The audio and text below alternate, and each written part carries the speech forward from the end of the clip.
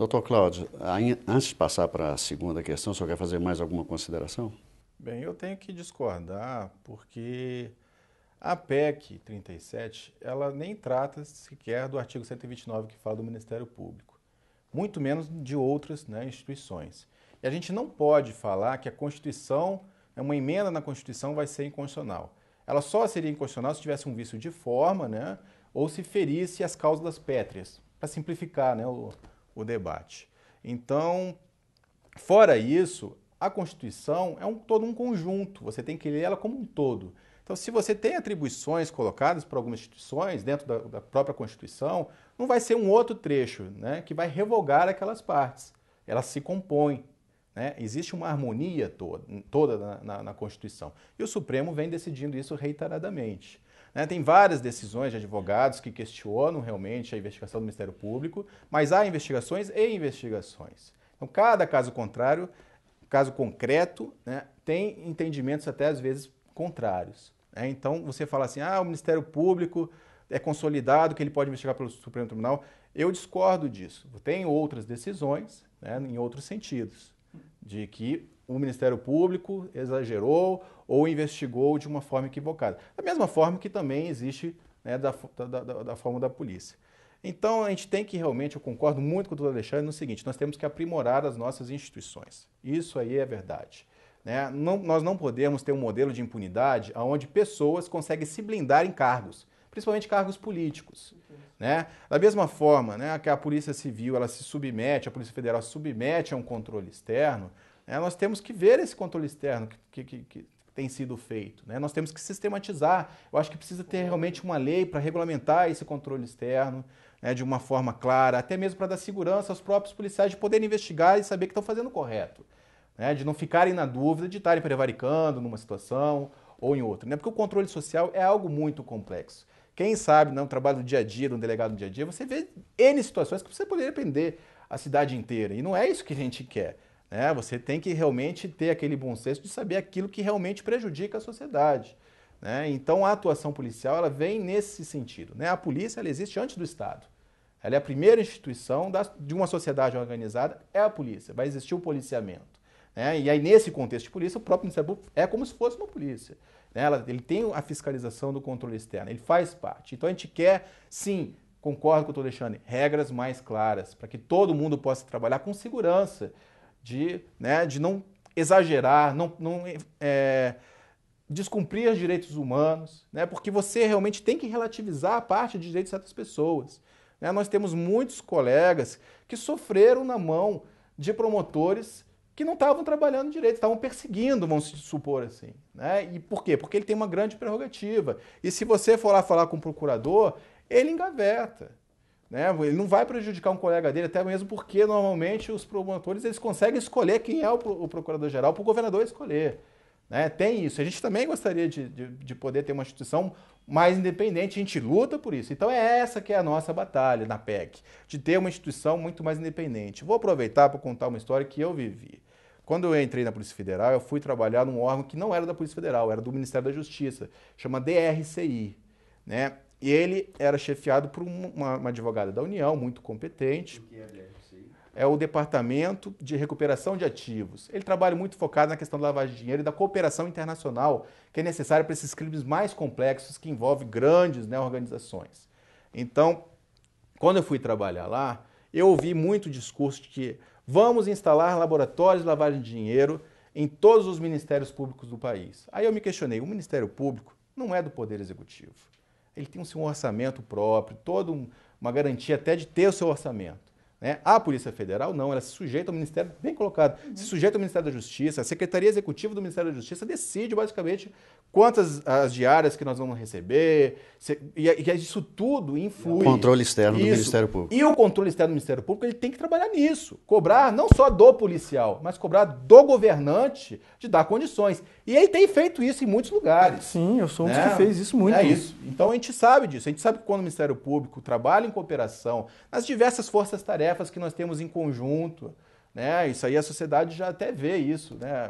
Muito próximo, né? Que isso daí é o que ajuda. né, a resolver a criminalidade, baixar índice de criminalidade na cidade, que é o que todo mundo quer, viver em segurança. Porque segurança pública é uma coisa muito mais complexa do que só essa questão do ir e vir, né? É de a gente poder desenvolver uma cidade. Doutor Cláudio, é uma questão preocupante. Quando a gente acompanha debates em vários fóruns sociais de discussão, sempre ressalta a seguinte pergunta: será que nas jurisdições das diversas polícias há efetivo suficiente para apurar crimes complexos, por exemplo, na ordem financeira, como lavagem de dinheiro, corrupção, a compra de votos, no caso dos crimes eleitorais? Essa é uma excelente pergunta. Por quê? Porque o cobertor é curto, né? Essa é uma frase célebre, para todo mundo. O Ministério Público falta gente. Se você for ver, né, os inquéritos que nós relatamos e terminamos e mandamos para o Ministério Público, só no nível federal, né, que realmente tem uma denúncia, porque ou vai ter uma denúncia ou vai ter um arquivamento. Às vezes a própria polícia pede o arquivamento porque não se chegou à conclusão, ou porque não era crime mesmo, ou porque era uma perseguição. Acontece muito. Uma pessoa chega na delegacia, às vezes, ela quer prejudicar a outra, ela inventa que tem um crime. Então aquilo, normalmente, se bem trabalhado, vai ser arquivado. É normal isso. É no dia a dia da polícia, né, trabalhar essas questões. Então, ou vai ser denunciado ou vai ser arquivado.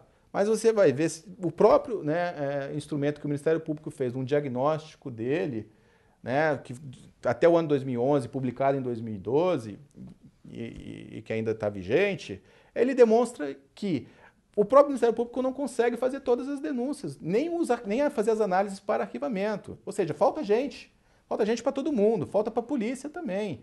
Só que isso aí, se a gente for querer um mundo ideal, vai ter um custo muito alto. E a sociedade também não interessa ter um grande número de aumento de impostos para poder pagar esse custo ideal.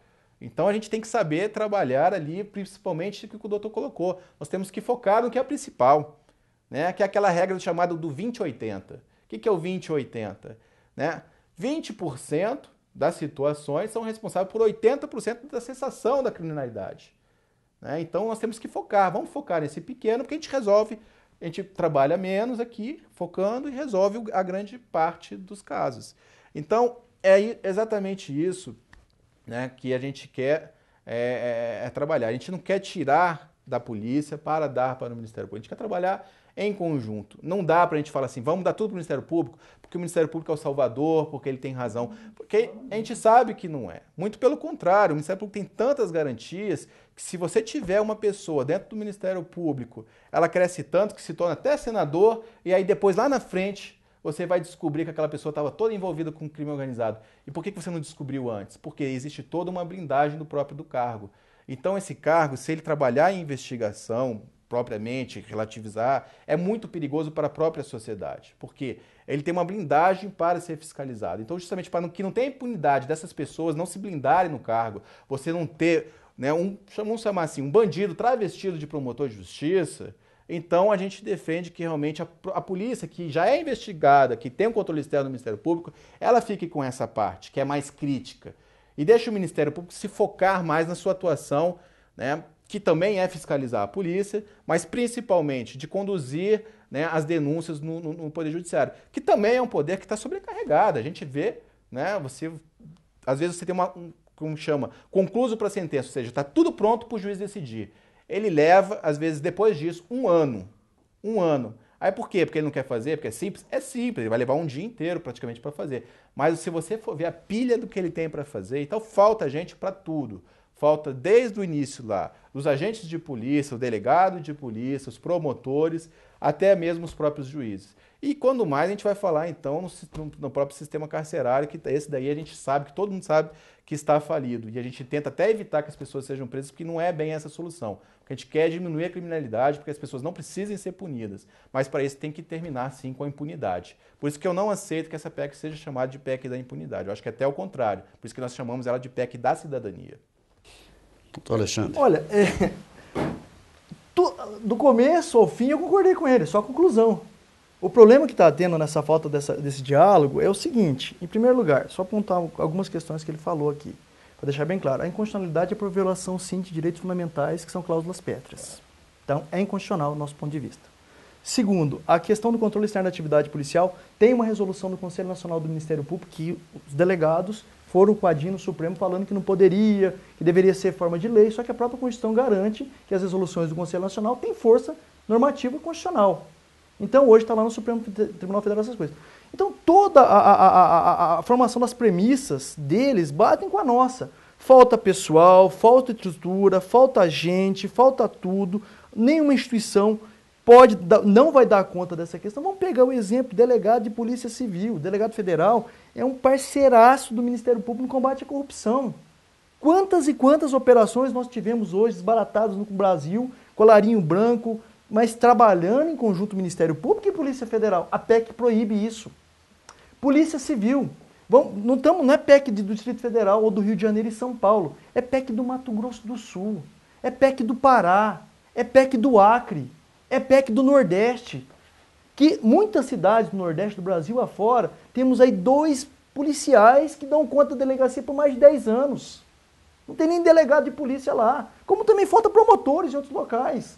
É uma falta de estrutura, o cobertor é muito curto. Como você vai dizer que uma proposta que restringe a uma única instituição toda a investigação criminal no Brasil, sem estrutura, pensa CGU, COAF, Comissão de Valores Imobiliários, todas as instituições que hoje trabalham com especialização, com técnica, Tribunal de Contas da União, que entrega tudo redondo. Por que essas instituições têm que ser privadas de investigar crimes? Ah, mas é administrativo. Não, administrativo sim, mas tudo é criminal. Corrupção é criminal. Então, é nesse ponto que nós discordamos. Acho que a argumentação é a mesma aqui. A questão é a conclusão. Se falta gente, falta pessoal, só faltou ele concluir que a PEC é da impunidade. Com devido respeito. Impunidade por quê? Não, repito novamente, não por causa dos delegados de polícia, mas porque vai faltar gente para dar conta e ainda mais, especialmente, por exemplo, eu vivenciei, doutor, N situações que o delegado chegava para mim com uma informação, envolvia prefeito, doutor, pelo amor de Deus, o senhor tem que me ajudar e participar dessa investigação, senão eu vou ser removido lá para o Cafundó do Juda. Como é que eu posso dizer que isso não vai gerar impunidade? Então a nossa crítica não é a Polícia Civil e quem faz está equivocado. O que nós queremos, o Ministério Público, é trabalhar em conjunto com as polícias. Temos que regrar, o próprio Supremo Tribunal Federal que está dizendo que, até essa discussão se o Ministério Público é parte ou não é parte, o Supremo está já resolvendo essa questão. O Supremo vai balizar, vai regulamentar, até podemos regulamentar a questão do controle externo da atividade policial. Temos que regulamentar todas as questões, mas não podemos, o Brasil não pode prescindir de trazer grandes parceiros hoje, que foi construído na nação. Tanto é fato que é engraçado, Paraguai, Bolívia, o mundo inteiro está mandando moções de apoio, a Anistia Internacional, a CNBB, instituições hoje sérias, respeitadas, preocupadas com o futuro da nação, com essa evolução que o Brasil está galgando no cenário da economia, elas querem, pelo amor de Deus, Brasil, acorda! Acorda, Brasil! Reaja, Brasil! O que se precisa é juntar forças, juntar instituições. E é isso que está faltando hoje, e é isso que eu quero acreditar, que o Congresso Nacional, todos os organismos de segurança pública vão sentar, vamos conversar, vamos dar força para a polícia. Olha, eu vou falar, quantas brigas já arrumei com o secretário de Segurança Pública em prol de delegado? Brigas para não remover o delegado porque participou de operação de combate à corrupção. Lutas para a criação de conselho de segurança, não tinha papel higiênico para o delegado, nem papel para imprimir. Até hoje na minha cidade vai imprimir colorido, tem que levar na promotoria. Então, hoje o cobertor é curto, o MP tem falhas, tem problemas, a questão de procuradores gerais, tem procurador geral que já foi posto na rua, o Demóstenes está sendo proposta a ação para tirar ele também da instituição. Temos falhas em todas as instituições. O que nós precisamos é isso, o Brasil precisa que a sociedade necessita que as instituições de segurança pública se organizem, trabalhem em conjunto, com o devido respeito. Estamos perdendo guerra contra o crime organizado. Eu sou do Mato Grosso do Sul, eu estou na fronteira do Brasil, onde passa toda a arma e droga, quase toda a arma e droga que passa no Brasil, que vai para o Rio, vai para São Paulo. Lá, com o devido respeito, doutor, tem que trabalhar todo mundo em conjunto, todo mundo ali que seja sobre presidência de um inquérito policial, mas todo mundo precisa trabalhar e nós estamos perdendo, está passando toneladas e mais toneladas de drogas. A prostituição infantil, a violência contra a criança, a violação dos direitos humanos. O Brasil merece uma discussão mais séria. Então eu acho que agora, esse momento, essa discussão de PEC 37 está evoluindo. Eu acho que está legal. Eu estou conversando com muitos delegados, todo mundo está percebendo. Virou uma guerra entre instituições, delegado e Ministério Público. E o crime organizado está fazendo assim, ó. O pessoal lá dos presídios estão fazendo assim, ó. Que legal! É isso aí! Nós é que estamos ganhando com essa história. Então passou da hora, eu acho que essa PEC já saturou e chegou o momento das instituições sérias sentarem e trabalharem pela população, não só por interesse corporativo e por questão financeira.